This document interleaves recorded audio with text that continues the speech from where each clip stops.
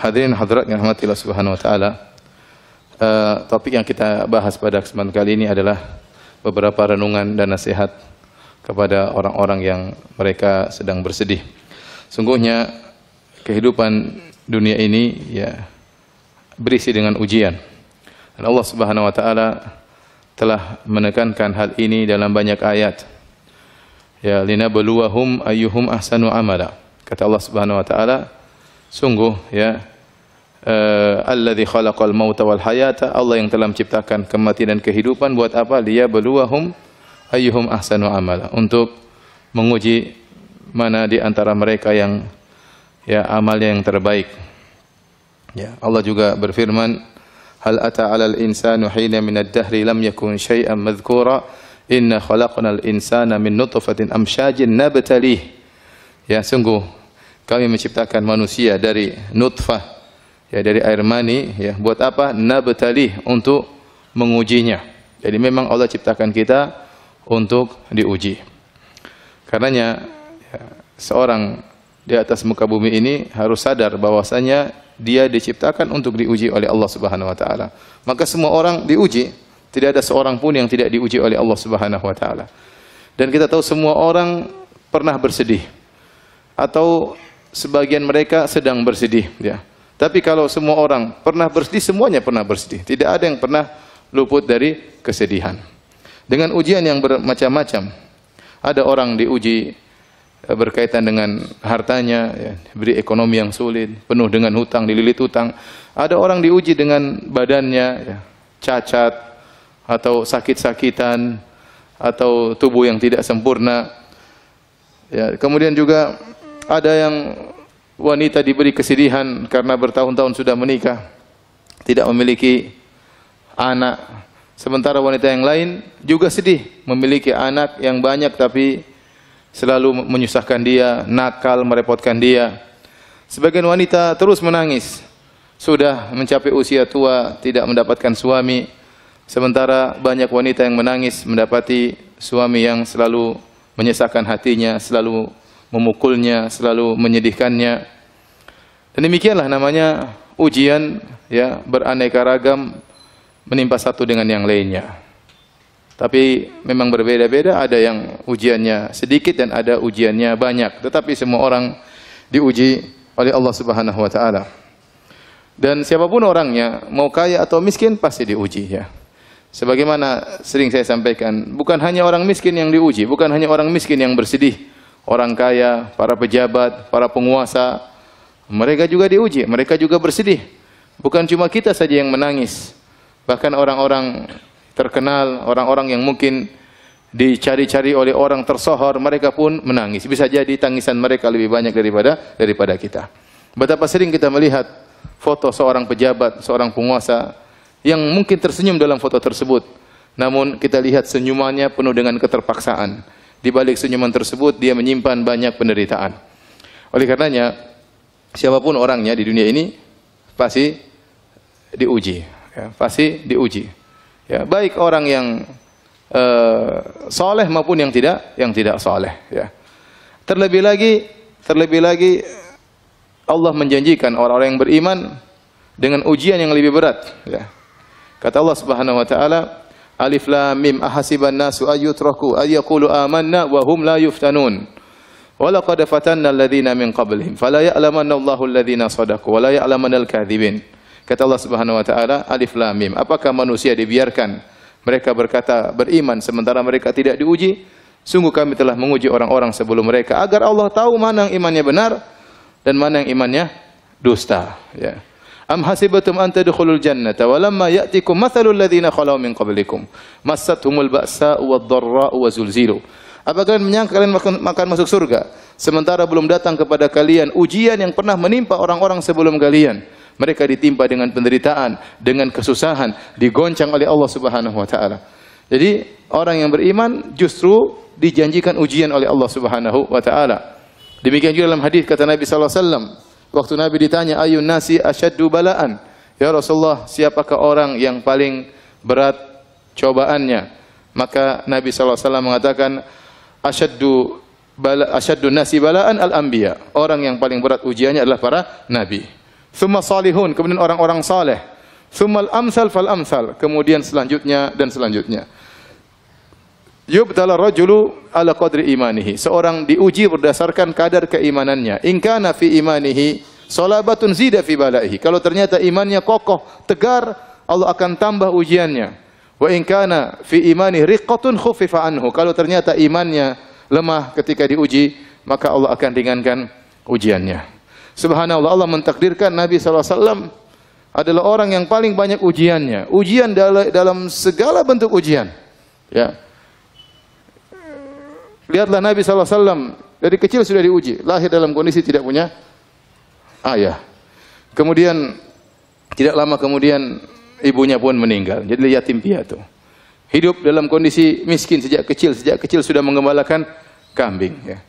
Diuji dari sisi harta, Nabi hidup dengan penuh kesederhanaan. Ya, bulan-bulan berlalu, istri-istrinya tidak ada memasak apapun di rumahnya. Rumah dengan rumah yang sangat sempit, mungkin cuma 4 kali 5 meter. Ya. Kalau terluka, dilukai oleh kaumnya, sampai berlumuran darah wajah beliau alaihi salatu wassalam. Adapun ujian penghinaan, ujian mental, maka dihina dengan berbagai macam ujian. Dikatakan pendusta, dikatakan tukang sihir, dikatakan dukun, dikatakan orang gila, ya. Dikatakan memutus silaturahmi, segala ya julukan yang terburuk yang ada di zaman itu ditempelkan kepada Nabi sallallahu alaihi wasallam. Kalau dikatakan ujian tentang kehilangan orang yang dicintai, maka Nabi diuji dengan meninggalnya Khadijah radhiyallahu taala anha, istri yang sangat dia cintai, yang 25 tahun hidup bersama Nabi, tidak pernah mengangkat suara di hadapan Nabi sallallahu alaihi wasallam. Bagaimana tempat curhatnya selama ini, kemudian Nabi ditinggal oleh Khadijah radhiyallahu taala anha di saat-saat Nabi lagi membutuhkan tempat untuk curhat. Tatkala itu lagi desakan kaum musyrikin, intimidasi kaum musyrikin lagi di puncak-puncaknya, tiba-tiba Allah memanggil Khadijah radhiyallahu taala anha. Kalau dikatakan apakah Nabi tidak pernah diuji dengan meninggalnya? Ya, anak-anaknya, semua anak-anak Nabi sallallahu alaihi wasallam meninggal dalam kehidupannya kecuali Fatimah radhiyallahu taala anha. Nabi punya anak 7 orang, semuanya meninggal, 6 orang di masa kehidupan Nabi sallallahu alaihi wasallam. Abdullah meninggal, Qasim meninggal, ya Zainab meninggal, Ruqayyah meninggal, Ummu Kulthum meninggal, Ibrahim terakhir meninggal di pangkuan Nabi sallallahu alaihi wasallam sampai Nabi menangis. Nabi berkata, "Innal qalba la yahzan wa innal aina la tadma wa la naqulu illa bima yurdi rabbana wa inna bi firaqika ya Ibrahim la mahzunun." Sungguh mata ini mengeluarkan air mata. Sungguhnya hati ini sangat bersedih. Dan kami tidak mengucapkan kecuali kata-kata yang mendatangkan keridhaan Allah Subhanahu wa taala. Wa inna bi firaqika ya Ibrahim la mahzunun. Sungguh kami dengan kepergianmu wahai anakku Ibrahim sangat bersedih. Semua ujian dihadapi oleh Nabi sallallahu alaihi wasallam. Cuma satu mungkin saya bilang Nabi tidak diuji, yaitu Nabi tidak diuji dengan kecacatan. Kenapa? Karena beliau seorang nabi. Tidak pantas dia seorang cacat, akan menjadi bahan hinaan oleh orang-orang musyrikin, orang-orang kafir. Adapun ujian yang lain, ujian harta Nabi diuji. Ujian terluka Nabi diuji, sakit 2 kali lipat. Anas bin Malik waktu datang kepada Nabi sallallahu alaihi wasallam, kemudian dia meletakkan tangannya, maka Nabi panasnya sangat tinggi. Ya Rasulullah, innaka la tu'ak wa'kan syadidan. Ya Rasulullah, sungguhnya engkau mengalami panas yang sangat panas, ya. Kata Nabi sallallahu alaihi wasallam, ini u'ak kama yu'aku rajulani minkum. Sungguhnya aku kalau merasa demam 2 kali lipat seperti kalian. Ya, Nabi diracun, ya, sampai Nabi sallallahu alaihi wasallam meninggal karena bekas racun yang diberikan oleh wanita Yahudi tatkala di Khaybar. Ya, selama 3 tahun atau 4 tahun Nabi mengalami sakit racun tersebut. Puncaknya tatkala Nabi sallallahu alaihi wasallam tahun 11 Hijriah baru kemudian Nabi sallallahu alaihi wasallam meninggal akibat racun yang sudah terpendam hampir 4 tahun tersebut sallallahu alaihi wasallam. Oleh karenanya, waktu Nabi sallallahu alaihi wasallam mendatangi seorang wanita yang sedang meratapi anaknya meninggal dunia, maka Nabi sallallahu alaihi wasallam datang wanita tersebut di kuburan, dia sedang meratapi anaknya. Nabi mengatakan, "Ya hadhihi, isbiri." Wahai fulanah, bersabarlah. Wattaqillah, bertakwalah kepada Allah. Maka wanita tersebut marah, dia mengatakan, "Ilaika anni, pergi engkau dariku. Innaka lam tusab bi musibati." Kata wanita ini, engkau tidak merasakan apa yang aku rasakan. Engkau tidak pernah menerima musibah seperti yang aku terima. Subhanallah. Nabi bukan cuma 1 anak yang meninggal. 6 orang anak meninggal dia hadapi. Ya, kemudian Nabi SAW tetap menegurnya, maka dia pun sadar ternyata itu Rasulullah SAW, maka dia pun minta uzur. Kata Nabi SAW, "Innama sabru inda sadamatil ula." Sungguhnya kesabaran itu adalah pertama kali tatkala seorang ditimpa dengan musibah.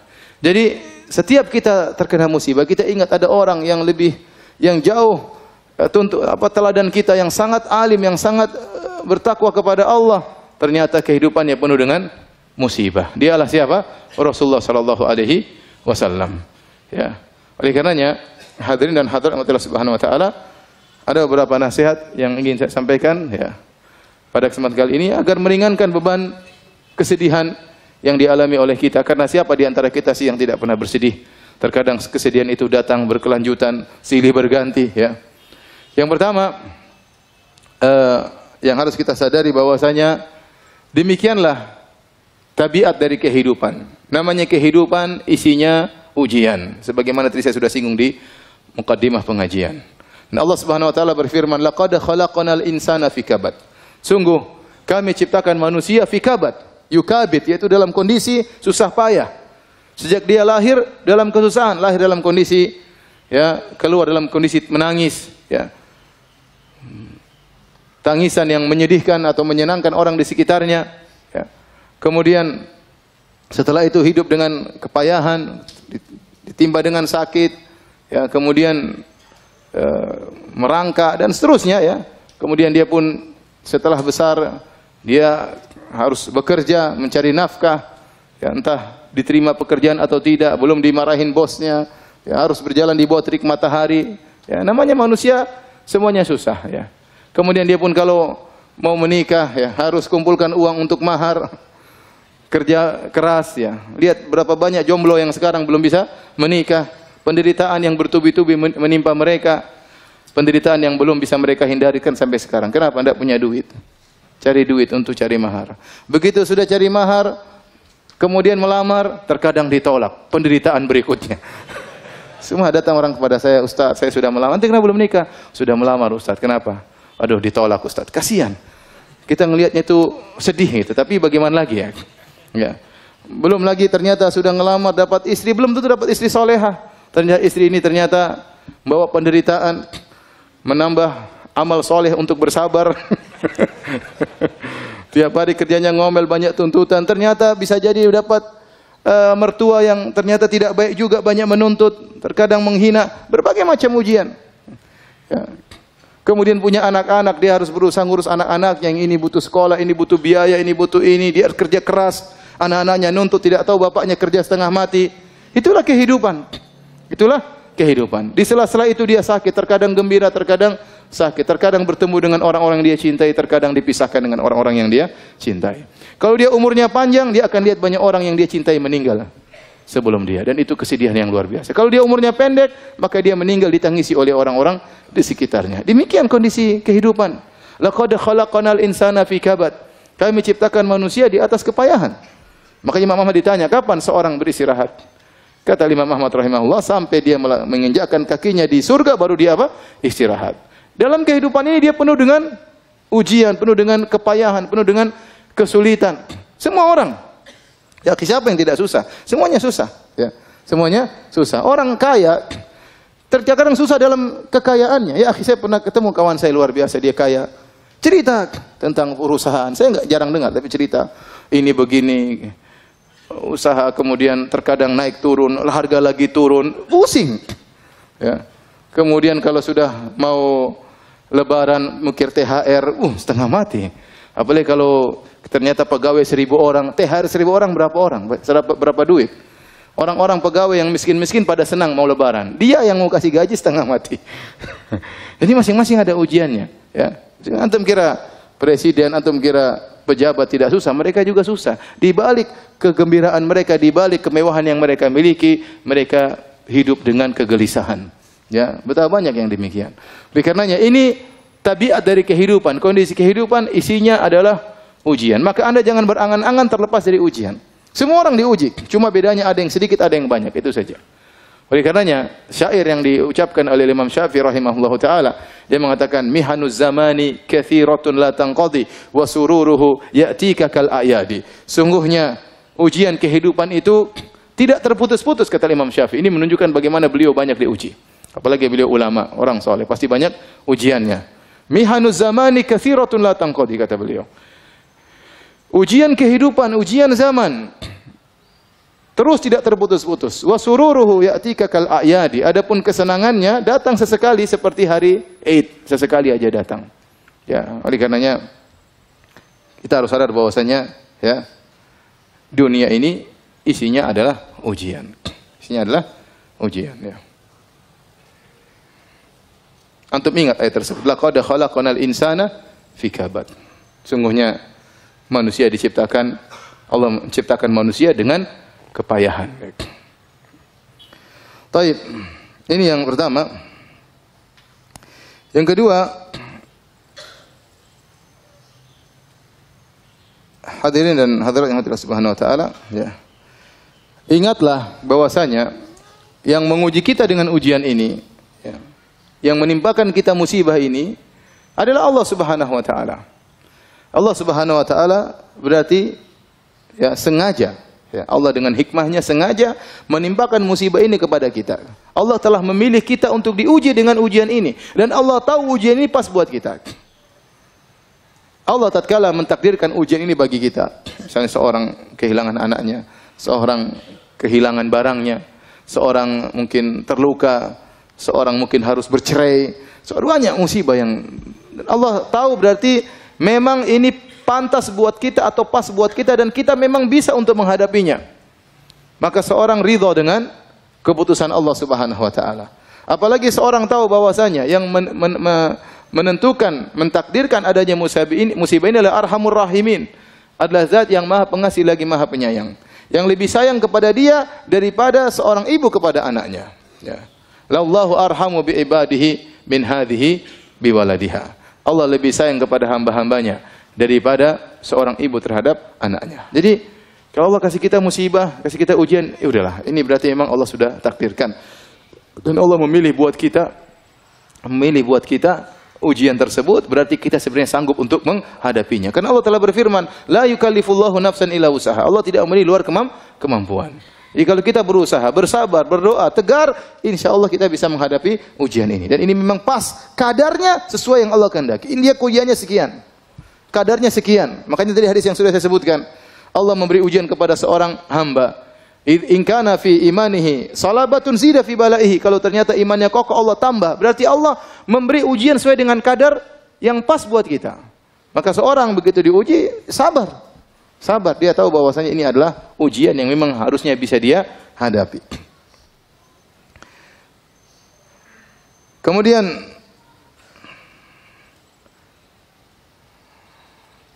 dia harus sadar bahwasanya ujian yang datang kepadanya, ya, ya, bukan untuk membinasakannya, tetapi adalah untuk mengujinya agar Allah melihat bagaimana dia menghadapi ujian tersebut, ya. Allah tidak membinasakannya. Allah kasih dia ujian. Ya, kalau kita diberi ujian bukan untuk membinasakan kita, tapi untuk kita hadapi ujian tersebut. Apakah kita bisa menghadapinya atau tidak? Apakah kita bersabar sehingga kita dapat pahala ataukah kita mengeluh? Ya, berkeluh kesah sehingga kita tidak mendapatkan pahala dari Allah Subhanahu wa taala. Makanya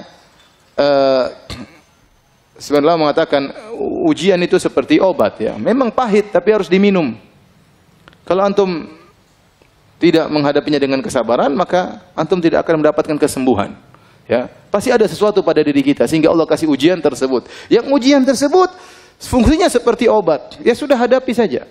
Hadapi dengan kesabaran sebagaimana kita bersabar kalau dikasih obat oleh dokter kita minum. Bahkan kalau harus diamputasi kita bersabar karena kita tahu di balik itu pasti ada kebaikan. Ini obat yang Allah berikan kepada kita, mau tidak mau inilah obat. Maka hadapi, minumlah obat tersebut, yang pahit tersebut, yang tidak enak tersebut, agar kita bisa mendapatkan kesembuhan dari penyakit yang sedang kita hadapi. Kemudian di antara hal yang perlu kita ingat, Allah kasih kita musibah, ya. Allah kasih kita ujian. Di antara hikmahnya agar Allah ingin melihat seorang hamba beribadah dengan berbagai macam model ibadah. Ada orang diberi ibadah dengan ibadah bersyukur, maka dikasih kenikmatan agar Allah lihat dia bagaimana bersyukur kepada Allah.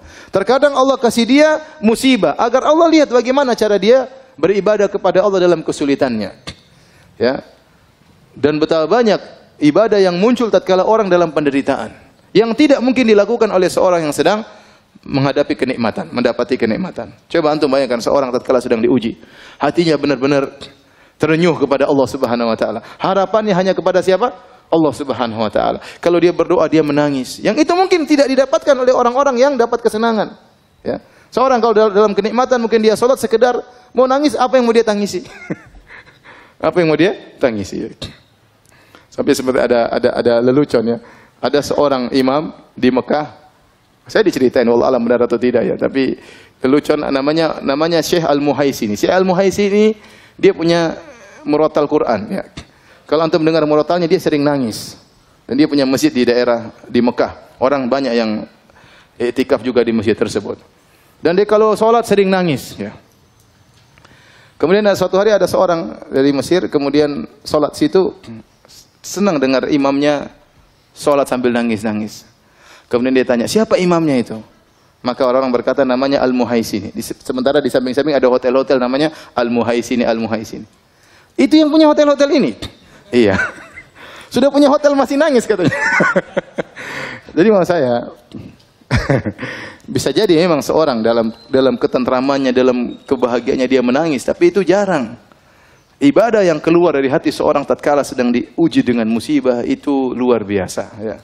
Luar biasa. Makanya terkadang seorang lilit utang, dia berdoa kepada Allah Subhanahu wa taala. Dan utangnya tidak dilunas-lunaskan oleh Allah Subhanahu wa taala. Karena Allah tahu kalau utangnya lunas dia berhenti berdoa kepada Allah Subhanahu wa taala.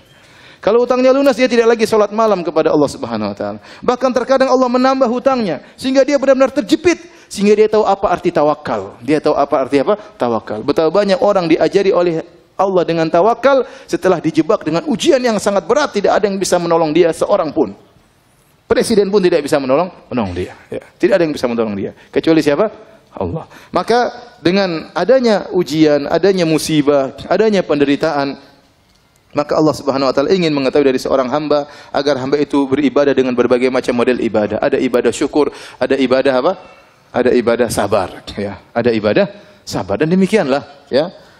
Kita lihat Nabi Muhammad SAW beribadah dengan bersyukur, beribadah dengan bersabar. Kita lihat Nabi Sulaiman alaihissalam yang super kaya raya dengan dipenuhi dengan berbagai macam kenikmatan, dia juga pernah diuji oleh Allah Subhanahu wa taala. Lihat Nabi Ayub yang pernah kita sampaikan kajian, pernah diberikan kekayaan yang luar biasa dan pernah dikasih sakit yang lama. Dia pernah beribadah kepada Allah dengan syukur dan dia pernah beribadah kepada Allah dengan sabar.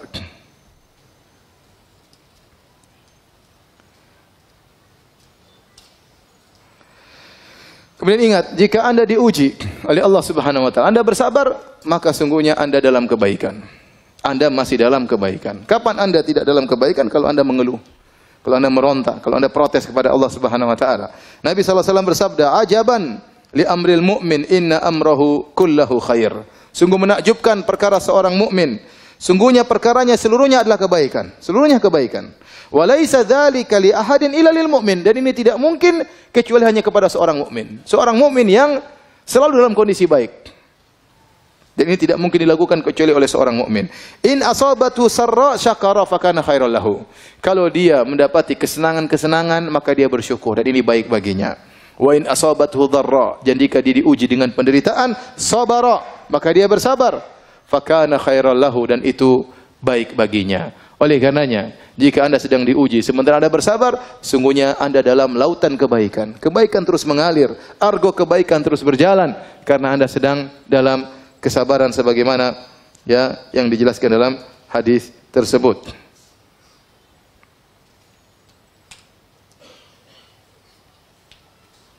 Oleh karena dalam hadis disebutkan, kata Nabi sallallahu alaihi wasallam, "Ma min ahadin minal muslimin." Tidaklah seorang dari muslimin yusabu bi bala'in, diuji dengan suatu ujian, suatu penderitaan fi jasadihi, penderitaan di badannya, dia sakit atau yang lainnya. Illa amarallahu ta'ala al-hafazata alladhina yahfazunahu, kecuali Allah akan perintahkan kepada malaikat al-hafazah, para penjaga, para pencatat amalan-amalan hamba. Uktubu li abdi fi kulli yaumin wa lailatin mithla ma kana ya'malu minal khair. Maka tulislah bagi hambaku kebaikan terus mengalir setiap hari, siang dan malam, seperti yang biasa dia lakukan dari kebaikan yang dia lakukan. Madama mahbusan fiya, selama dia ya tertahan gara-gara ya fi wathaqi, karena dia sakit, dia sabar dengan penderitaan tersebut. Jadi seorang kalau bersabar, saya katakan tadi, argo pahalanya jalan terus. Argo pahalanya jalan terus, ya sudah. Kapan Anda mengeluh? Kapan Anda protes kepada takdir Allah Subhanahu wa taala, maka argonya berhenti. Argonya berhenti. Maka seorang kalau terbetik dalam hatinya, kenapa tidak selesai-selesai? Lawan itu dari iblis, itu dari setan. Lawan. Ya. Yakin bahwasanya kadarnya Allah tahu. Allah kasih musibah, kasih penderitaan, Allah tahu seberapa penderitaannya dan kadarnya sampai kapan Allah Maha tahu. Kita berdoa kepada Allah, kita cari solusi, tetapi kita bersabar menghadapi ujian tersebut. Kenapa? Karena argo pahala jalan terus. Malaikat catat terus pahalanya, meskipun dia tidak bisa melakukan amal-amal ibadah yang biasanya dia lakukan. Pahalanya jalan terus. Kemudian juga di antara dalil bahwasanya kalau engkau bersabar dalam ujian, berarti kau dalam kebaikan. Sabda Nabi sallallahu alaihi wasallam, "Man yuridillahu bihi khairan yusib minhu." Barang siapa yang Allah kehendaki kebaikan baginya, Allah berikan musibah baginya. Berarti tanda kebaikan adalah Allah berikan musibah. Nabi mengatakan, yang mengatakan demikian, "Man yuridillahu bihi khairan." Barang siapa yang Allah menghendaki kebaikan baginya, yusib minhu, Allah berikan musibah baginya. Musibah dalam berbagai macam musibah. Ya, ada yang musibah pada anaknya, ada musibah pada hartanya, ada musibah pada suaminya, ada musibah pada istrinya. Ada orang diuji dengan kekayaannya, ada orang diuji dengan kemiskinannya, ada orang diuji dengan sakit yang dia alami, ya. Dan banyak. Ada orang diuji dengan tuduhan yang tidak baik kepadanya. Ada orang diuji dengan kerabatnya, diuji dengan kakaknya dan adiknya, dengan tetangganya. Oleh karenanya, selama kita diuji dan kita bersabar, sungguhnya berarti Allah masih menghendaki kebaikan bagi kita. Dalam hadis yang lain kata Nabi sallallahu alaihi wasallam, "Idza ahaballahu qauman ibtalahum." Kalau Allah mencintai suatu kaum, Allah uji mereka. Jika Allah mencintai suatu kaum, idza ahabballahu qauman ibtalahum, Allah menguji mereka. Dalam hadis yang lain, idza aradallahu bi 'abdil khaira ajjala lahul uqubata fid dunya. Jika Allah menghendaki kebaikan bagi seorang hamba, Allah segerakan hukumannya di dunia. Wa idza arada bi 'abdihi syarra amsaka anhu bi dzambihi hatta yuwafiyahu yaumal qiyamah. Jika Allah menghendaki keburukan bagi seorang hamba, Allah tidak kasih dia musibah. Allah tahan dosanya, nanti Allah akan balas pada hari kiamat kelak dengan balasan yang sempurna. Oleh karena jika seorang diuji dan dia bersabar, yakinlah dia masih dalam kebaikan. Argo pahala terus berjalan. Di antara hal yang perlu kita renungkan, bahwasanya terkadang Allah kasih musibah kepada kita untuk mengangkat derajat kita di surga.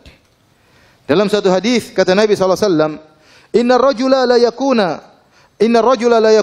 lahu 'inda Allahil manzilah fama yablughuha bil amal fama yazalu yabtalihi bima yakrahu hatta yuballighahu iyyaha." Kata Nabi SAW, sungguhnya seorang benar-benar dia memiliki kedudukan di sisi Allah Subhanahu wa taala. Namun Allah tidak bisa mengangkat dia ke posisi tersebut dengan amal solehnya. Artinya apa?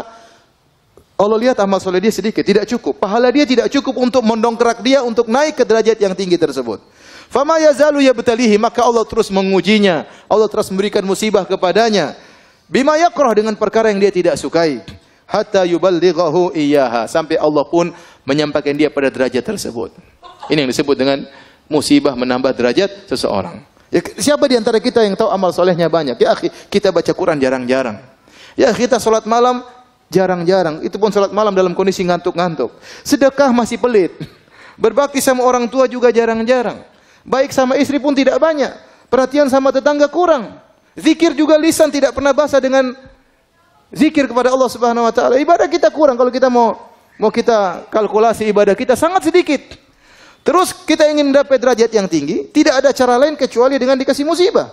Di balik musibah tersebut banyak ibadah-ibadah yang mau tidak mau kita lakukan.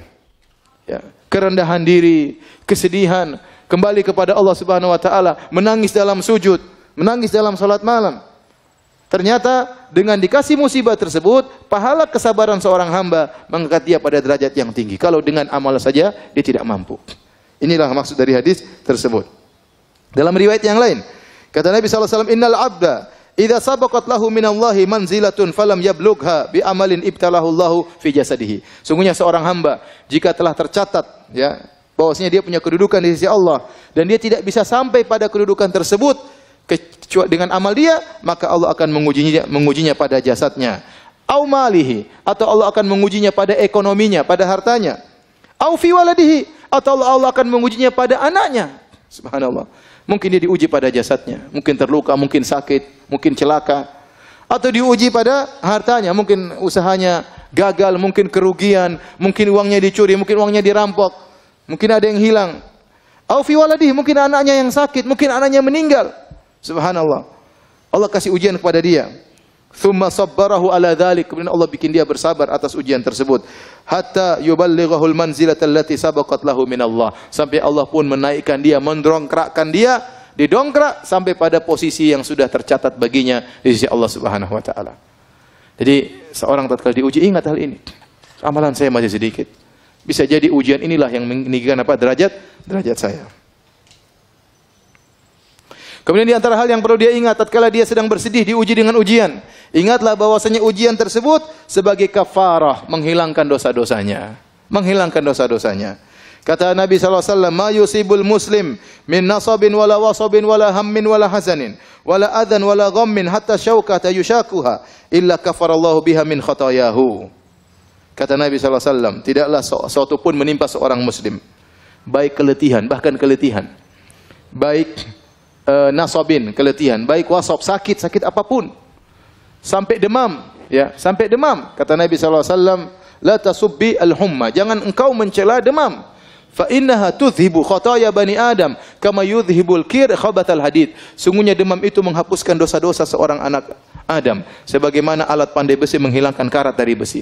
Jangan mencela penyakit, jangan mencela demam, kata Nabi sallallahu alaihi wasallam. Jadi seorang letih, seorang sakit, ya, wala hazanin, kemudian juga kesedihan yang menimpanya, ya, sampai wala hammin, ya, ham itu kekhawatiran tentang di kemudian hari, gimana nanti besok, bagaimana lusa, bagaimana tahun 2000 sekian, bagaimana anak saya kalau sudah besar. Kekhawatiran ini pun ini kesedihan. Kalau hazan, kesedihan tentang masa lalu. Kalau hammin, kegelisahan, kesedihan tentang masa depan yang dikhawatirkan. Ini juga menghapuskan dosa-dosa. Wala adzan, dan juga gangguan orang yang orang berikan kepada dia. Dia dizalimi, dia diganggu, dikata-katain, dituduh yang tidak digibahi. Ini semua penghapus dosa. Wala ghammin, kegelisahan. Seorang muslim terkadang tidak jelas, tahu-tahu dia gelisah. Tahu-tahu ada hatinya lagi tidak tentram, tidak tahu kenapa. Ketahuilah itu penghapus dosa-dosa. Wala syauka yushakuha, bahkan duri yang mengenai tubuhnya, kecuali Allah akan menghapuskan dosa-dosanya. Maka seorang bersabar, ya, tatkala, ya, diberi ujian oleh Allah Subhanahu wa taala. Ya, sampai dalam hadis disebutkan sampai dia diuji oleh Allah terus, sampai dia berjalan di atas muka bumi tidak ada dosa sama sekali. Berjalan dengan santai, tidak ada satu dosa pun yang ada di tubuhnya. Kenapa? Selama ini dia bersabar tatkala diuji oleh Allah Subhanahu wa taala. Terkadang orang, ya ikhwan, diuji dengan berbagai macam ujian, dari ujian satu ke ujian yang lain. Jadi itu yang dialami oleh Nabi sallallahu alaihi wasallam. Terkadang orang dikasih uji dengan satu ujian. Karena kalau Allah tahu dia mampu menghadapi ujian ini. Kalau dikasih ujian lain mungkin dia tidak mampu. Ya sudah, Allah kasih dia misalnya kesulitan ekonomi terus sampai dia meninggal dunia. Itu ujian yang bisa dia hadapi. Dia sabar. Ada orang dikasih misalnya cacat atau dikasih sakit. Ujian terus bertahun-tahun sampai dia meninggal dunia. Allah tahu ini ujian yang bisa dia hadapi. Inilah yang bisa mengangkat derajatnya. Inilah yang bisa menghapuskan apa? Dosa-dosanya. Ya akhi, sekarang kita banyak dosa. Saya sering sampaikan kalau zaman dahulu orang ingin tidak berdosa gampang. Tinggal dalam rumah tidak berdosa. Sekarang dalam rumah juga berdosa. Sendirian juga berdosa. Selama pegang HP berdosa. Kalau internet mati baru tidak berdosa. Kamu internet mati apa yang mau dilihat? Enggak ada. Mau gibah enggak ada teman gibah kalau sendirian. Mau dengar berita gibah pun tidak bisa. Mau tulis status komentar sana komentar sini pun tidak bisa.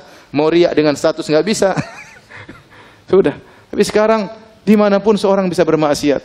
Selama sinyal masih nyala bisa bermaksiat. Nah, ini kesempatan Allah kasih ujian menghapuskan dosa-dosa kita. Kita tidak minta kepada Allah, ya Allah ujilah saya. Jangan. Kata Nabi SAW, la tatamannau liqa'al adu. Jangan kalian berangan-angan untuk bertemu dengan musuh. Fa idza laqitumuhum fasbiru, fathbutu. Kalau ketemu dengan musuh sabar. Kita tidak minta diuji, tapi kalau Allah kasih ujian kita bersabar. Karena ujian tersebut menghapuskan dosa-dosa. Ujian apapun ya, ujian apapun. Sedih, gelisah, kekhawatiran, takut, jengkelan, ya, pulang ke rumah diomelin istri, itu menghapus dosa-dosa. Alhamdulillah. Kenapa Mas? Alhamdulillah. Bilang Mas, alhamdulillah. Semua omelanmu, semua teriakanmu menghapuskan dosa-dosaku. Kalau aku bersabar ya. Kalau nggak bersabar tambah dosa. Coba ini tadi hadisnya. Ma yazalul bala'u bil mu'min. Senantiasa ujian menimpa seorang mukmin, wal mu'minah, dan juga seorang wanita mukminah, fi nafsihi wa waladi wa malihi. Allah kasih ujian ini berganti-ganti ujiannya. Bayangkan, senantiasa ujian menimpa seorang mukmin atau seorang mukminah, fi nafsihi, pada badannya, pada hatinya sakit, sedih. Waladihi, mungkin diganti lagi pada anaknya. Wa malihi, anaknya sudah, hartanya juga kena. Hatta yalqallaha ta'ala wa ma alaihi khati'ah, sampai dia bertemu dengan Allah, tidak ada satu dosa sedikit pun yang dia bawa. Ini menunjukkan musibah, ya, menghapuskan dosa-dosa.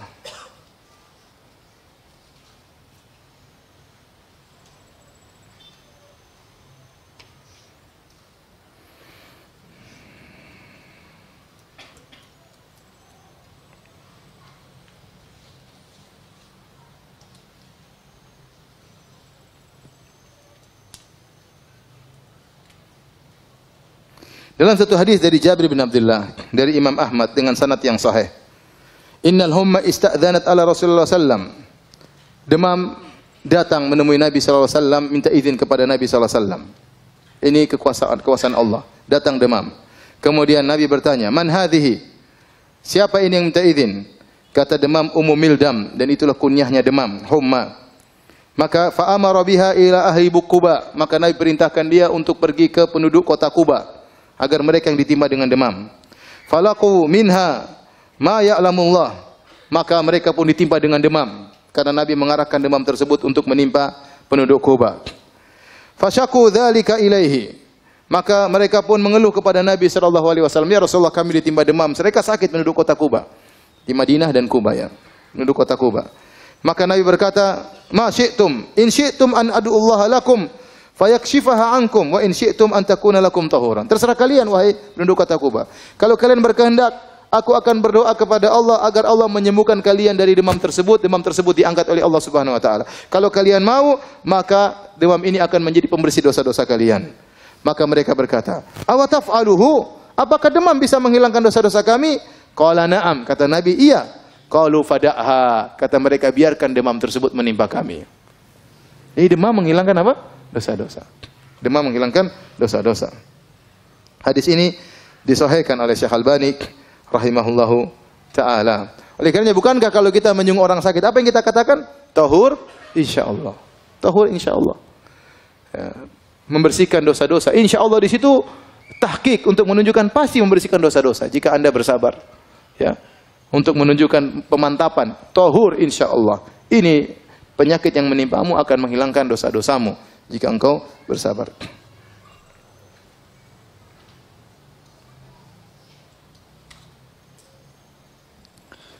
Baik. Nasihat berikutnya para hadirin dan hadirat yang dirahmati oleh Allah Subhanahu wa taala. Bisa jadi musibah yang menimpa kita ini merupakan sebab terhindarkan dari musibah yang lebih besar. Ya, bisa jadi musibah yang menimpa kita merupakan sebab yang untuk menghindarkan musibah yang lebih besar. Kata Imam Ibnu Qayyim rahimahullah taala, kalau Anda sulit memahami hal ini, renungkanlah kisah Nabi Khadir dengan anak yang dia bunuh. Kata Allah Subhanahu wa taala, "Fantalaqa hatta idza laqiya gulaman faqatalah. Qala aqatalta nafsan zakiyatan bighairi nafsin laqad ji'ta syai'an nukra." Waktu Nabi Khadir jalan Nabi Musa ketemu dengan seorang anak, kemudian dengan wahyu dari Allah, maka Nabi Khadir pun membunuh anak tersebut. Nabi Musa mengingkari. Bagaimana kau bisa membunuh seorang anak yang tidak punya salah sama sekali? Kalau dia bunuh orang, kita boleh bunuh, dia enggak punya salah. Maka kemudian di belakangan Nabi Khadir menjelaskan, ya. Fa ammal ghulamu fa kana abawahu mu'minaini fa khashina ayyurhiqahuma tughyana wa kufra. Fa aradna ayyubdilahuma rabbuhuma khairan minhu zakatan wa aqraba ruhma. Ya. Sungguhnya anak yang saya bunuh tersebut tentu menyedihkan kedua orang tuanya atau tidak? Menyedihkan kedua orang tuanya. Anaknya meninggal dunia. Tapi kata Nabi Khadir, sungguhnya anak ini Kalau dia besar, dia akan menjerumuskan kedua orang tuanya ke dalam kekufuran. Dia akan menjerumuskan kedua orang tuanya ke dalam kekufuran. Maka kami ingin anak ini diganti. Maka anak ini meninggal dan itu musibah. Kemudian Allah menggantikan dengan anak yang lebih baik. Ini dijadikan barometer Ibnu Qayyim rahimahullah ta'ala. Kalau Anda tidak bisa memahami musibah itu bisa menghilangkan musibah yang lebih besar, maka renungkanlah apa? Kisah ini. Renungkanlah kisah ini. Contoh kisah lain disebut oleh para ulama tentang Ahad Qadat Ubaidillah bin Ziyad. Salah seorang panglimanya Ubaidillah bin Ziyad. Tahu siapa Ubaidillah bin Ziyad? Ubaidillah bin Ziyad ialah panglima atau yang telah membunuh, yang memimpin untuk membunuh siapa? Al-Husain. Al-Husain bin Ali bin Abi Thalib radhiyallahu ta'ala anhuma dalam bencana Karbala. Waktu dia naik di atas rumahnya, seorang panglima dari anak buah Ubaidillah bin Ziyad yang biasanya memimpin peperangan, dia naik di atas atap al-Sata, kemudian dia jatuh sehingga kakinya dua-duanya patah. Maka dia dijunguk oleh seorang ulama yang bernama Abu Kilabah, muridnya Anas bin Malik radhiyallahu ta'ala anhu. Maka dia mengatakan, insyaallah lebih baik, ya, insyaallah ini lebih baik yang Allah takdirkan bagi engkau. Maka dia bilang, apa yang lebih baik daripada kedua kaki patah? Dia tidak tahu. Kemudian 3 hari berikutnya tiba-tiba datang surat panggilan dari Ubaidillah bin Ziyad agar dia memerangi peperangan untuk membunuh atau untuk mencegah Husain bin Ali bin Abi Thalib. Akhirnya datanglah utusan tersebut, dia berkata, lihatlah bagaimana saya mau berangkat sementara kedua kaki saya apa? Patah. Akhirnya tidak jadi dia. 11 hari kemudian datang kabar Husain telah terbunuh. Dia bilang, rahimallahu Aba Kilabah. Semoga Allah merahmati Abu Kilabah. Benar nasihatnya. Seandainya saya tidak jatuh, saya akan pimpinan perang untuk membunuh siapa? Al-Husain. Kita tidak tahu, subhanallah. Bisa jadi musibah tersebut ada musibah yang lebih besar yang Allah hindarkan dari kita dengan terkena musibah kecil tersebut. Sebagaimana kisah yang sering saya sampaikan tentang seorang raja yang memiliki wazir, menteri yang selalu mengatakan al-khair khiratullah, yang terbaik adalah pilihan Allah Subhanahu wa taala. Kisah ini sering disampaikan oleh para ulama, saya tidak tahu akan kesahihannya. Ia seorang menteri yang selalu berkata yang terbaik pilihan Allah Subhanahu wa taala. Setiap ada orang terkena musibah dia datang, yang terbaik pilihan Allah Subhanahu wa taala. Orang terkena musibah, yang terbaik pilihan Allah Subhanahu wa taala. Sampai akhirnya sang raja tangannya terputus karena terpotong, dia datang kepada sang raja, dia berkata, yang terbaik pilihan Allah Subhanahu wa taala. Maka raja pun marah. Apa yang terbaik? Tangan saya putus, jari saya putus, kau bilang yang terbaik. Masukkan ini menteri dalam penjara. Begitu dimasukkan di penjara, dia mengatakan, yang terbaik pilihan Allah. Saya di penjara pun adalah yang terbaik. Suatu hari sang raja kemudian sedang berburu dengan menteri-menterinya, kemudian mereka berburu, kemudian mereka berburu, keasyikan berburu sampai keluar daripada daerah kekuasaannya. Sampai akhirnya dia terjebak ke suatu kaum yang mereka menyembah berhala atau menyembah arwah, dan mereka ingin menangkap orang supaya dikurbankan kepada sesembahan tersebut. Akhirnya sang raja ditangkap dengan pengawal-pengawalnya, semua ditangkap dan semuanya dibakar atau dipanggang atau dibunuh untuk arwah mereka. Ketika sang raja ingin dibunuh, tiba-tiba ada seseorang dari penyembah berhala tersebut berteriak, ini tidak pantas orang ini untuk disembahkan kepada Tuhan kita. Kenapa? Tangannya ada yang cacat jarinya. Yang cacat tidak boleh. Seperti kambing, kalau ada kambing yang luka, tidak boleh. Ada kambing yang buta, nggak boleh. Ini tidak cacat untuk jadi korban. Kalau korban harus orang yang tidak boleh cacat. Akhirnya raja tersebut disuruh pulang dan dia selamat gara-gara jarinya yang putus. Maka dia ingat perkataan menterinya, benar perkataan menteriku, yang terbaik adalah apa? Pilihan Allah Subhanahu wa taala. Maka dia segera pulang ketemu menterinya, dia mengatakan, benar perkataanmu, yang terbaik adalah pilihan Allah. Terus kamu waktu di penjara, kenapa kau bilang terbaik pilihan Allah? Kata dia, kalau saya tidak di penjara, tentu saya akan ikut berburu sama Anda dan saya jadi korban. Jadi mau saya seorang renungkan ini kisah, bisa jadi musibah, ya, mendatangkan atau menolak musibah yang lebih besar. Saya pernah dengar cerita ada seorang, dia menemani orang untuk pergi ke bandara. Ya, tamu datang, kemudian dia pun menemani tamu tersebut menunggu ke bandara. Ternyata pesawat delay. Harusnya dia sudah pulang ke rumah, mungkin sudah tidur siang atau tidur malam. Saya lupa waktunya, mungkin sudah tidur malam. Namun gara-gara ngantar temannya ini, padahal dia lagi sibuk, setiap ngantar lihat jam, aduh, ternyata pesawat delay, dan karena dia nggak enak dia nungguin. Musibah. Waktu dia terbuang, pekerjaannya tertunda. Subhanallah, sampai akhirnya temannya tersebut berangkat, dia pulang ke rumah, ternyata rumahnya kecurian. Ada rampok datang masuk kemudian mengambil hartanya. Kemudian dia tambah jengkel lagi. Dia bilang coba ini. Itu gara-gara pesawat. Coba kalau tadi saya pulang lebih cepat mungkin saya tidak kecurian. Maka ada tetangga yang negur, ya akhi, ihmadillah, pujilah Allah. Apa ada perampok datang baik-baik sama ente? Kalau ente lagi di rumah mungkin ente dibunuh sekalian. Ente bersyukur yang diambil cuma harta. Nyawa ente tidak diambil oleh para perampok tersebut. Oleh karenanya seorang kalau terkena musibah, ya dia bilang bisa jadi apa namanya? Bisa jadi ini menolak musibah yang lebih besar. Contoh ada seorang anaknya yang dia sangat sayangi meninggal dunia. Anak ini akan memberi syafaat pada hari kiamat. Dia pikir yang baik-baik aja. Bisa jadi anak ini besar belum tentu saya bisa ngurus dia. Apalagi zaman sekarang dunia gadget, anak-anak sekarang sudah kalau kita dengar berita mengerikan, anak SD berzina, mengerikan ya. Kadang-kadang saya malas lihat berita di situ ya. Tapi kadang lagi Google buka tahu ada berita di bawahnya mengerikan isinya. Zaman sekarang subhanallah. Zaman sekarang kita punya anak besar belum tentu bisa kita rawat, belum tentu bisa kita didik, bisa jadi bumerang bagi kita pada hari kiamat. Oleh karenanya, ya, apapun musibah menimpa kita, ya, kita bilang ini insya Allah menolak musibah yang lebih besar. Kita tahu ataupun kita tidak ketahui.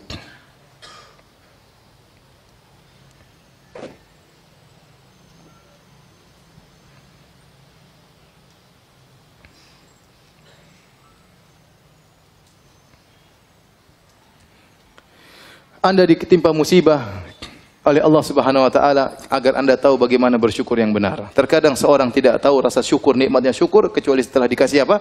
Musibah. Seorang terkadang lupa dengan kenikmatan sehat kecuali setelah dikasih apa? Sakit. Baru dia tahu betapa nikmatnya sakit. Sebagaimana pepatah mengatakan, "Laulam takunil musibah lama kanat hunaka sa'adah." Kalau bukan karena musibah tidak ada namanya kebahagiaan. Karena seorang benar-benar merasakan kebahagiaan setelah mengalami apa? Musibah.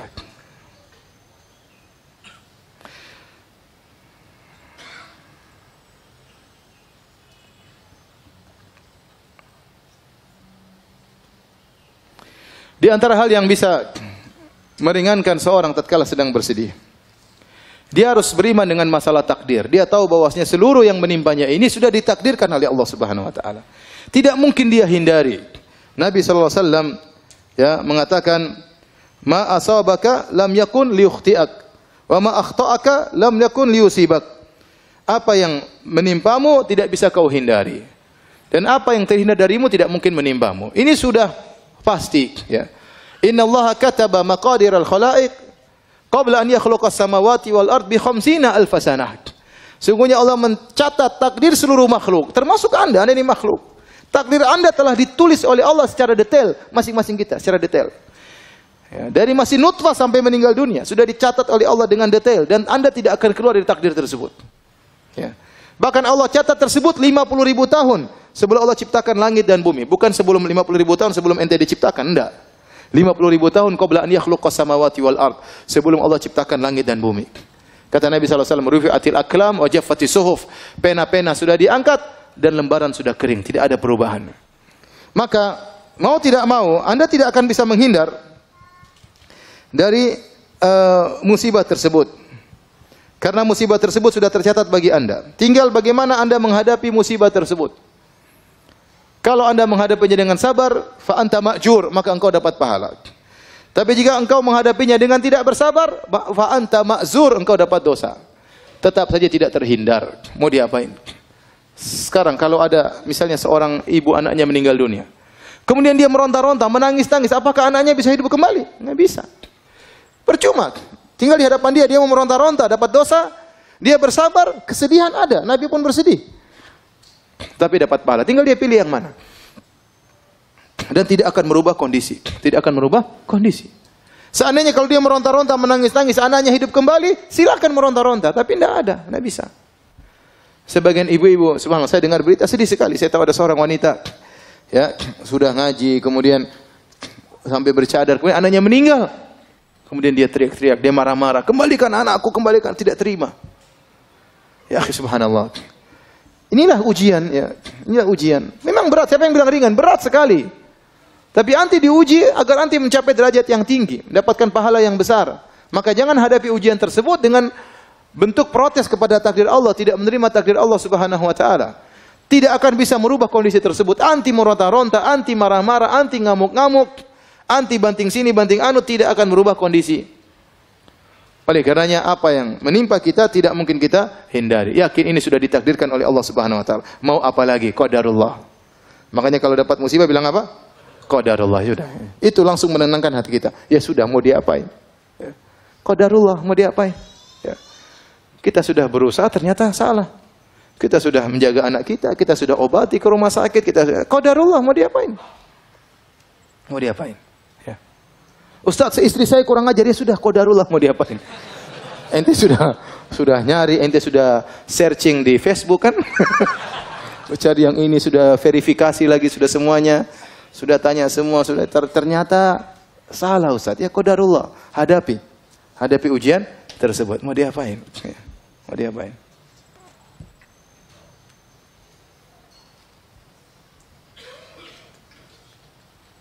Misalnya ada seorang, dia hitam, tapi dia tinggi. Kemudian dia ingin menikah dengan perempuan yang cantik, meskipun pendek putih, supaya anaknya apa? Tinggi dan putih. Ternyata qadarullah. Anaknya hitam, pendek, pesek. Ya sudah, qadarullah. Ente sudah berusaha. Apa boleh buat? Itu namanya qadarullah.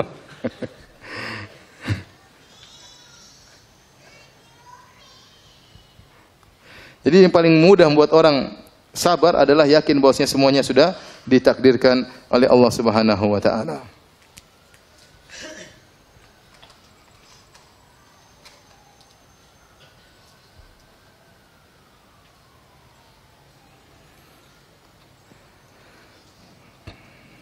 Kalau seorang tatkala ditimpa musibah, dia dapati dirinya kurang bersabar, maka latihlah dirinya untuk bersabar. Kalau dia latih dirinya untuk bersabar, dia akan bersabar. Kata Nabi sallallahu alaihi wasallam, innamal hilmu bittahallum wa innamal ilmu bitta'allum. Ya, wa man yatasabbar yusabbirhullah. Barang siapa yang berlatih diri untuk bersabar, Allah akan buat dia sabar. Tadinya merontak, ingin memberontak, ingin berteriak, sabarkan diri. Latih diri kita. Setiap ada masalah langsung qadarullah. Inna lillahi wa inna ilaihi raji'un. Langsung ucapkan tersebut. Meskipun jengkel, meskipun marah, itu kalimat luar biasa. Kalau kita kena musibah, kita bilang qadarullah, itu langsung buat hati kita tenang. Kita langsung bilang inna lillahi wa inna ilaihi raji'un. Semuanya kita ini milik Allah. Mobil kita, rumah kita, harta kita, anak kita, semuanya milik Allah. Kalau Allah ingin ambil, terserah. Inna lillahi wa inna ilaihi raji'un. Itu membuat kita benar-benar sangat mudah untuk bersabar. Maka latih diri untuk bersabar. Kata Nabi SAW, man yatasabbar yusabbirhullah. Barang siapa yang melatih diri untuk bersabar, maka Allah akan mudahkan dia untuk bersabar. Kemudian di antara hal yang membantu kita untuk mengurangi kesedihan, perbanyak berzikir kepada Allah Subhanahu wa taala. Dan ini Allah perintahkan kepada Nabi sallallahu alaihi wasallam. Ya. Fasbir ala ma yaqulun wasabbih bihamdi rabbika qabla tulu'i syamsi wa qabla ghurubiha. Kata Allah Subhanahu wa taala, sabarlah engkau wahai Muhammad atas apa yang mereka ucapkan. Mereka mengatakan engkau orang gila, engkau pemutus silaturahmi, engkau dukun. Mereka mengatakan tentang Allah yang tidak benar, yang membuat hatimu jengkel. Fasbir ala ma yaqulun. Sabarlah atas perkataan mereka. Wasabbih bihamdi rabbika qabla tulu'i syamsi wa qabla ghurubiha. Dan bertasbihlah kepada Rabbmu sebelum terbit fajar dan sebelum terbenam matahari. Sebelum terbit matahari dan sebelum terbenam matahari, waktu subuh, sebelum subuh bangun, zikir pagi petang, zikir kepada Allah. Itu menghilangkan kesedihan. Banyak berzikir mengingat Allah Subhanahu wa taala. Oleh karenanya juga kata Allah Subhanahu wa taala, "Wa laqad na'lamu annaka yadhiqu sadruka bima yaqulun. Wasabbih bihamdi rabbika wa kum minas sajidin." Kata Allah, sungguh kami tahu dadamu sempit wahai Muhammad atas perkataan mereka. Antum kira waktu Nabi Muhammad dikatakan orang gila, orang sinting, dia tidak sakit hati? Dia sakit hati. Sampai Allah mengatakan, "Wa laqad na'lamu annaka yadhiqu sadruk." Sungguh kami tahu hatimu sedih wahai Muhammad. Kata Allah Subhanahu wa taala. Kami tahu hatimu sempit akan akibat yang mereka ucapkan. Apa solusinya? Wasabbih bihamdi rabbik, maka bertasbihlah, banyak berzikir, subhanallah, subhanallah, subhanallah. Wa kum minas sajidin, banyak salat, banyak sujud kepada Allah Subhanahu wa taala. Itu di antara hal yang buat kita meringankan kesedihan kita. Keluhkan kesedihan kita kepada Allah Subhanahu wa taala. Fasabrun jamil. Sabar jamil, apa itu sabrun jamil? Kesabaran yang indah, maksudnya kesabaran yang tidak disertai dengan syakwa, keluhan kepada makhluk. Adapun syakwa kepada Allah, mengeluhkan penderitaan kita itu tidak mengapa. Itu kebiasaan para nabi. Nabi mengeluhkan kesulitannya kepada Allah Subhanahu wa taala. Nabi Yakub mengatakan, "Innama ashku bathi wa husni ila Allah." Aku mengeluhkan kesedihanku, ya kegelisahanku, penderitaanku hanya kepada Engkau ya Allah. Semua para anbiya mereka mengeluhkan kepada Allah Subhanahu wa taala. Nabi Zakaria, Rabbi inni wahanal 'azmu minni washta'ala ar-ra'su syaiba wa lam akum bidu'aika rabbi syaqiyya. Ya Allah, aku sudah tua, tulangku sudah rapuh. Aku masih ingin punya anak. Aku tidak pernah ya putus asa dari berdoa kepada Engkau. Seorang ya tatkala ditimpa dengan kesedihan, banyak bertasbih, banyak berzikir. Ala bi dzikrillah tatmainnul qulub. Ketahuilah dengan berzikir kepada Allah, maka hati menjadi tenang. Jangan terlalu banyak syakwa kepada orang lain. Sekarang model zaman sekarang ini sedikit-sedikit mengeluh di Facebook, status berubah-ubah terus. Ini yang saya lihat, aduh. Terkadang di penuntut ilmu terkadang begitu. Terkadang ustadz begitu. Ya, akhi subhanallah, ribut sama istrinya kemudian dia perang status di Facebook. Kita yang lihat malu. Anda sedih, percuma Anda sampaikan di status, tak ada faedahnya. Keluhkan kepada Allah, bangun malam berdoa kepada Allah subhanahu, banyak zikir, itu yang bisa menghilangkan kesedihan Anda, mengurangi kesedihan Anda. Pun Anda status, apa orang-orang belum tentu membantu. Orang mungkin malah mengejek, orang mungkin malah merendahkan ente. Anda kira dengan Anda melemparkan status tersebut, kemudian kesedihan hilang? Enggak. Kemudian setelah Anda bikin status, ente lihat lagi komentar, lebih lagi sedih lagi. Kalau enggak ada yang komentar, Anda bersedih, ternyata murid-murid saya tidak ada yang perhatian sama saya. Kalau ada yang komentar, ente bersedih juga. Belum ada balasan status lain, waduh repot. Ngapain kita seperti itu? Ente ingin hilang kesedihan, berzikir kepada Allah Subhanahu wa taala. Sebagian ibu-ibu seperti itu, statusnya menunjukkan penderitaan terus. Tahu-tahu status ada jantung berbentuk love terbelah dua, subhanallah. Ada apa Kenapa begini? Kenapa jantungnya terbelah dua? Menimbulkan banyak pertanyaan. Ya. Repot ya. Banyak ya. Nanti status macam-macam ya Allah. Jangan mengeluh kepada manusia, rugi. Betapa banyak berharap kepada orang, dia akan kecewa. Mengeluh kepada manusia tidak ada yang dia dapatkan. Tidak ada solusi. Paling mereka mengatakan sabar. Sabar. Hidup juga ujian. Saya juga sudah tahu. Ya udah ada tahu, sabar makanya. Ngapain ngeluh sama manusia? Hati-hati ibu-ibu yang suka rubah-rubah status ibu-ibu nih. Jangan. Sedikit status, foto profilnya diganti-ganti, jangan. Kalau terkena musibah, sedih, banyak berzikir, banyak baca Quran. Quran itu syifa, obat. Ya. Orang kalau baca Quran, apa dalam doa Nabi sallallahu alaihi wasallam, Allahumma ya, apa namanya doa melanggasin, anta ja'al Qur'ana rabi'a sadri wa apa ya Allah, jadikan Al-Quran sebagai penyejuk hatiku, ya. Kemudian menghilangkan kesedihanku dan menghilangkan ya wa dhahaba gumumina wa ahzanina, menghilangkan kegelisahan, kesedihan. Di antaranya baca Al-Quran.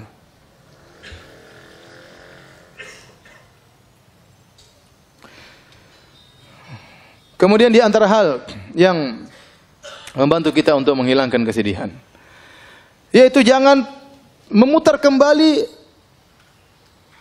masa-masa yang lalu. Kenangan-kenangan lalu hapuskan. Ada seorang mungkin ya punya anak meninggal dunia, kemudian dia masih simpan bonekanya, dia masih simpan bajunya. Ini jangan, ini menyiksa diri. Sudah sedekahkan kepada orang lain. Nanti dilihat bonekanya, dia nangis lagi lihat anaknya. Lihat sepedanya, dia nangis lagi lihat apa? Anak. Jadi itu terjadi. Sudah, itu semua barang kasih orang. Jangan mencoba untuk mengingat masa lalu yang menimbulkan kesedihan, karena itu diingin oleh setan. Ya. Setan ingin apa? Liyahzunal ladzina amanu. Setan ingin agar orang beriman sedih. Kenapa kalau orang beriman sudah sedih dan kesedihannya berlebih-lebihan, tidak mengantarkan dia dekat kepada Allah, akhirnya banyak perkara akhirnya terbengkalai. Dia kalau sudah sedih, terlalu sedih, ngurus anak-anak yang lain susah. Perhatian sama suami susah, dia pun jarang pengajian, dia cuma baca Quran, nangis saja kerjanya. Maka segala hal yang membuat kita kesedihan tentang masa lalu, ngapain kita ingat-ingat kembali? Semua kenangan-kenangan hilangkan. Kalau punya foto-foto di HP, hilangkan semua. Ya ngapain? Nanti lihat, nangis lagi. Tiba-tiba nangis lagi. Ya nggak usah. Nggak usah. Baik tentang orang tua kita, baik tentang anak-anak kita, yang sudah lalu biarlah berlalu. Ya. Ngapain kita menjebak diri kita pada kesedihan yang lalu yang tidak mungkin kita perbaiki lagi, mustahil, tidak mungkin kita kembalikan lagi, mustahil. Ya sudah, maka segala hal yang membuat kita teringat dengan masa lalu, kesedihan yang berkepanjangan, maka hendaknya kita hindari. Kemudian jangan lupa ya untuk menghadiri majelis ilmu. Di antara zikir yang menangkan hati majelis ilmu, dengar pengajian tentang kesedihan, ya, tentang tawakal, tentang sabar, tauhid, terutama pengajian tentang tauhid. Dengar bagaimana Tuhan kita, bagaimana Allah Subhanahu wa taala, bagaimana Allah melakukan semuanya dengan hikmah.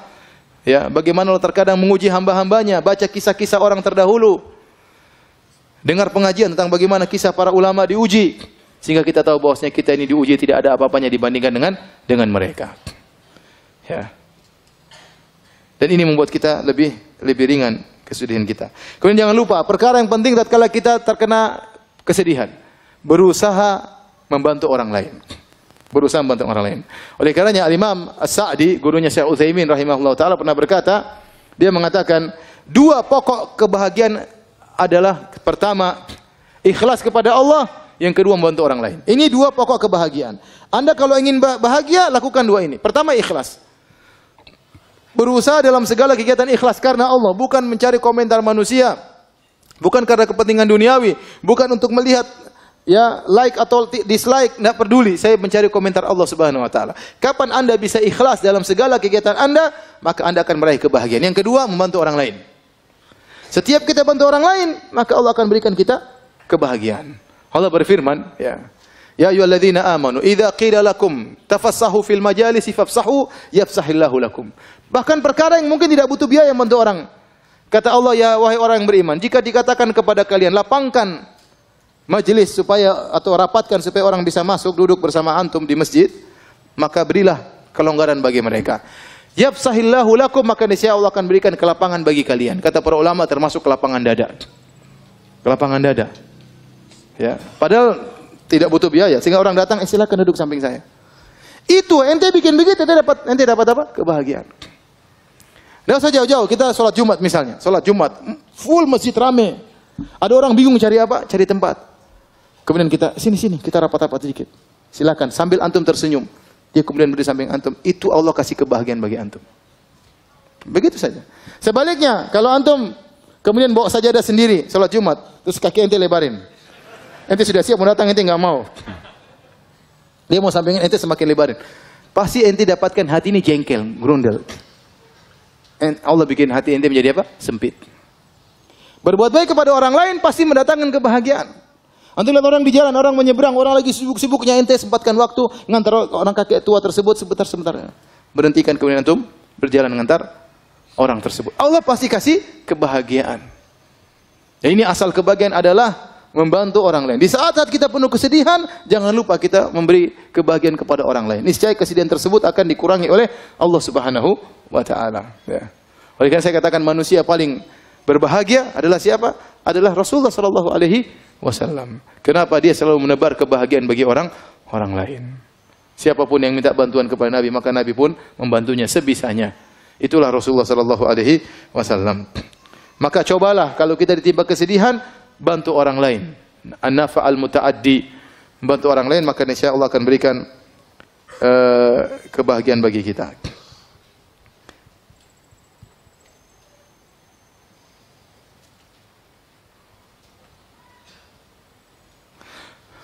Kemudian aku lagi sedih.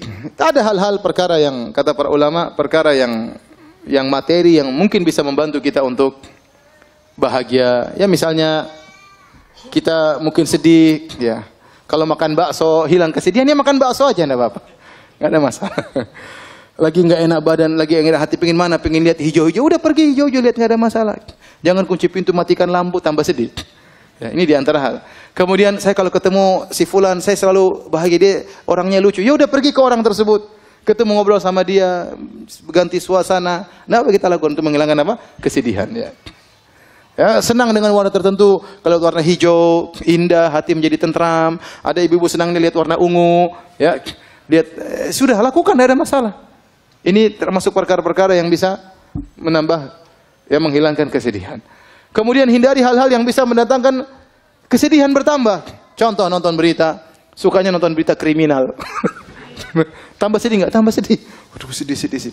Berita tentang selingkuh, semakin sedih ketakutan. Waduh, sudah gini suami saya selingkuh. Ketakutan luar biasa. Pelakor, apa namanya? Pelakor tadi? Pelari? Apa? Oh, perebut laki orang. Saya kira pelari laki orang. Perebut berita-berita seperti itu akhirnya bikin gelisah, bikin sedih. Ketemu orang yang mulutnya kotor, jangan ketemu dia. Ketemu majelis-majelis ghibah, jangan. Ini bikin kesedihan semuanya. Ganti suasana, ya. Ganti suasana. Kalau punya grup ternyata isinya berita-berita nggak enak, left, tinggalkan grup. Cari grup yang lain yang bisa mendatangkan apa? Kebahagiaan. Tidak ada masalah. Itu juga di antara hal yang bisa mengurangi kesedihan. Kemudian yang terakhir, hadirin hadirat Allah Subhanahu wa taala, kalau kita terkena musibah, usahakan musibah tersebut kita ringankan dengan beberapa perkara, di antaranya ya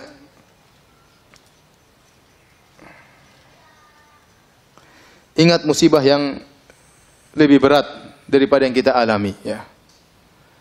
Kalau kita terkena musibah, misalnya ada seorang tangannya terluka, kemudian dia memuji Allah, alhamdulillah. Kenapa ente memuji Allah? Alhamdulillah, bukan di lisanku. Coba kalau lidahku yang luka, bukan di mulutku, bukan di wajahku, seperti itu. Ya. Ada seorang salaf yang kemudian kakinya luka, maka dijunguk oleh seorang, kemudian dia mengatakan, alhamdulillah, yang membiarkan dirimu masih lebih banyak daripada yang hilang. Yang hilang satu kaki, badan masih lengkap, mata masih bisa melihat, ya. Kemudian badan masih ada, ya. Masih banyak musibah yang lebih berat daripada yang kita alami. Maka dengan begitu kita menjadi lebih ringan. Seorang misalnya, maka ada seorang wanita pernah, dia lagi sedih, dikasih kertas. 2. Satu, kamu catat tentang apa yang diambil oleh Allah. 1, kamu catat tentang apa yang Allah berikan padamu. Coba, misalnya seorang kecurian, taruhlah mobilnya dicuri sama orang. Dia isi di catatan tersebut, mobil dicuri, nilai 400 juta. Terus dia catat yang Allah berikan sama dia banyak sekali. Istri, harganya berapa istri? Mahal istri. Anak-anak ini mahal, rumah, kemudian mobil yang lain masih ada, kesehatan. Ini kalau dikalkulasikan duit banyak sekali. Iya. Banyak. Makanya di antara hal yang buat kita untuk meringankan musibah kita ingat bahwasanya nikmat yang Allah berikan kepada kita jauh lebih banyak daripada yang Allah ambil dari kita. Jauh lebih banyak. Kalau antum suruh isi kertas, isi nikmat-nikmat Allah, antum tidak bakalan mampu. Terlalu banyak kenikmatan tersebut. Nikmat bisa masih mengaji, nikmat masih bisa ke masjid, nikmat masih bisa dengar pengajian, nikmat masih bisa baca Al-Quran, nikmat masih bisa sujud, nikmat masih bisa melihat berbagai keindahan. Diambil sebagian oleh Allah, tidak apa-apa. Ya sudah, itu namanya kehidupan. Hal ini mengurangi beratnya musibah yang kita hadapi.